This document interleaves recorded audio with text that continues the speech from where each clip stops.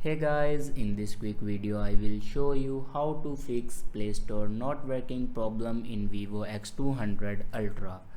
So before watching this video, don't forget to subscribe the channel and also press the bell icon.